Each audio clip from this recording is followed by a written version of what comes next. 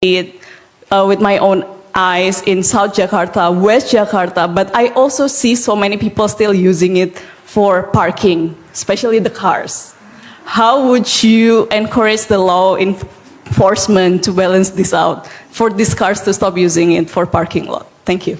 Thank you. I think her question all centers around balance. How do you balance different things? Which is not easy, of course. Ya. Okay, over to you. Saya berdiri situ aja nggak apa ya, jawabnya ya, lebih enak. It's been law of the land, so it's gonna take place. How that impact Jakarta? We can sort of look at it from several perspectives. But when it comes to transport, for example, how big is government activity contributed to traffic in Jakarta? If it is big, when they are relocating, our traffic will be better, right? So it's good for Jakarta, right? If they're relocating. But the problem is, it only contributed 4%. 4% of traffic in Jakarta is government related. So what are the biggest chunk? Household and business. We have 14.5 million deliveries per day in our city. Delivery meaning, the deliveries of food or delivery products, 14.5 million. And we have another PR that is not yet addressed, which is the numbering of our post address system. You have one road, one number 2, and then the next is number 20. Okay? And then next is number 30, right? That's happening. We're not addressing that issue yet, step by step. But when it comes to activity, major activity in Jakarta is actually non-governmental. So when it comes to relocations of our capital, we are going to be center of Indonesian economy still. We still contribute 17-18% of our GDP. That's not going to change. And we will see more government employee moving to East Kalimantan. And I believe that the development of Nusantara will not repeat the mistake that we made. We used to be corridor-based development, car-based development. I think over there will be more public transport, more pedestrian to begin with. So I think there are many lessons learned. Why that is the case? Let me underline the difference here. Relocating its capital and building new capital, that's two different things. People always talk about, Indonesia is going to relocate its capital. No, we are not only relocating, we are going to build a new capital. Relocation, example is from Bonn to Berlin. That's called relocation, okay? From Istanbul to Ankara, that's called relocation. But from Jakarta to Nusantara, it means constructing new city. And that's not going to finish in the next 2, 3, 4 years. That's going to take quite some time to complete. During that period, Indonesians were very skillful in adjustment. So don't worry, we will adjust it quickly. Adjusting, that's our skill. We'll adjust it quickly. So we're not worried. And Jakarta is always, I would say, a disappointment to a pessimist. So we'll continue to be a vibrant city. And then on managing expectations. Expectation varies.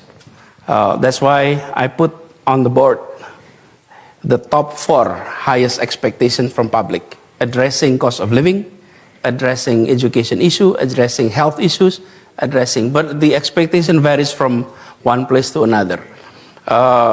What we're trying to do here is that address the top priority with all resources, but other challenges need to be addressed as well. Flood, for example. Jakarta is known for having floods. We have 3 fronts to tackle here. In the coastal area, you have the rise of sea levels, and then We have water coming in from the highlands. Even Jakarta is dry. If the highlands have a heavy rain, all these 13 rivers was going to, often overflow are happening. Our capacity of rivers in Jakarta is 2,300 meter cubic per second. At the normal time, that's happening around 1800 to 1900 at normal time, which is below our capacity. But our capacity is 2,300. However, in the heavy rain, it can reach up to 3,200 meter cubic per second. Very high. And then local rains. Our drainage system, the capacity is 100 millimeter rain per day. That's the capacity of our drainage system. And the extreme rain that we had in January 2020, the rain was 377 millimeters per day, almost 4 times the capacity. Obviously, we'll have flood. So our approach in managing that expectations, this is also interesting. The middle class expected flood to be tackled, but the middle class never experienced flood.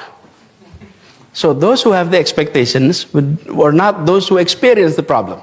But if you go to Kampung, they will not talk about flood. They will talk about cost of living. They're going to talk about health and education.